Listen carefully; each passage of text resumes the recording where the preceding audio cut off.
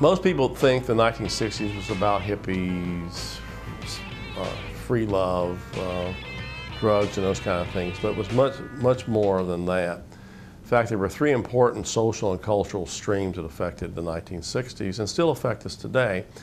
The first was the Kennedy era. When the Kennedys moved into the White House, John F. Kennedy and his wife Jacqueline, they were exuberant, they were youthful, they gave a whole new spirit to the nation.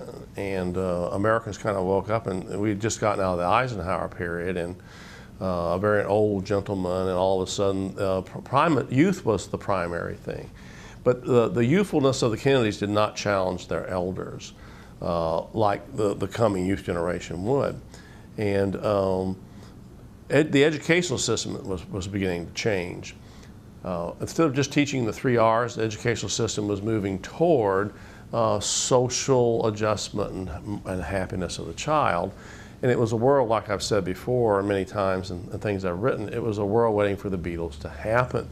And I think really what epitomizes the Beatles is the different reaction between the Elvis Presley appearance on the Ed Sullivan Show and the Beatles' 1964 appearance on that same show. When Elvis appeared on that show, most adults were put off. They thought he was dangerous, he was weird, he was ridiculous, although the kids liked him. The adults did not groove on Elvis. When the Beatles appeared on that show in 1964, in February 1964, it was an entirely different reaction. Serious academics were listening to the Beatles, trying to figure out what they were saying. Their chord changes were different. They were songwriters. They were a whole different kind of act. And they were boys, and they were seen as boys. And all of a sudden, after the Beatles, people started thinking they didn't have to grow up. And this coincided with what was happening in the educational system. And you got the hippies and flower power eventually. And another big movement that was affecting how children and how the young people of that generation reacted to their society and what was going on was the Vietnam War, which slowly, by the mid-1960s, many of the young people started seeing the Vietnam War as something that dirty old men were doing dirty tricks. They were, the Vietnam War was evil, and what they were doing there was terrible, and those kind of things. And even John Lennon in the late 60s referred to the establishment, which was the military power and the governmental powers, as the monster.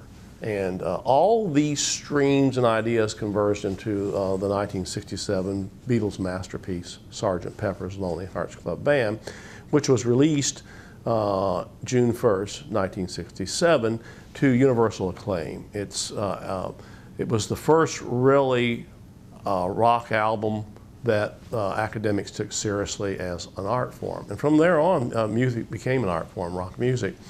Why the Beatles still resonate today and why that album is so important is because the Beatles spoke about two important things that all the great gurus of the past spoke about: the spiritual leaders' love and the need to reach out for spirituality.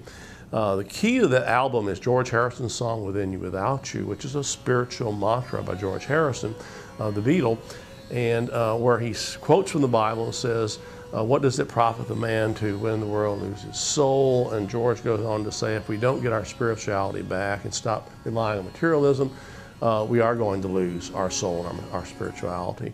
And even John Lennon's song, which ends the album, A Day in the Life, predicts almost a nuclear holocaust if we don't get our spirituality back. So that's why the Beatles still resonate today and why the album has such an important impact on a lot of people.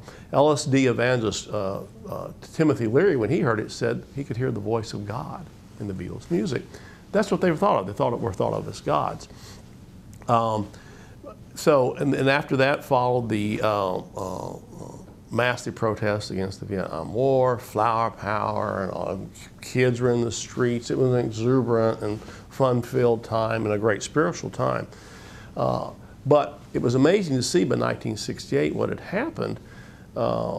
Just a year later, all of a sudden the color in the air turned to black and white. Some of the key cultural leaders like Martin Luther King Jr. and Bobby Kennedy were assassinated.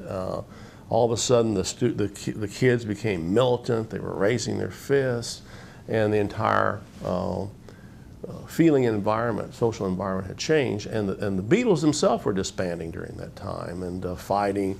The love that had held them together had grown cold, and all of a sudden we saw, those of us who grew up in the 60s, that the Beatles really weren't gods after all, and it wasn't love that was going to save us in the end.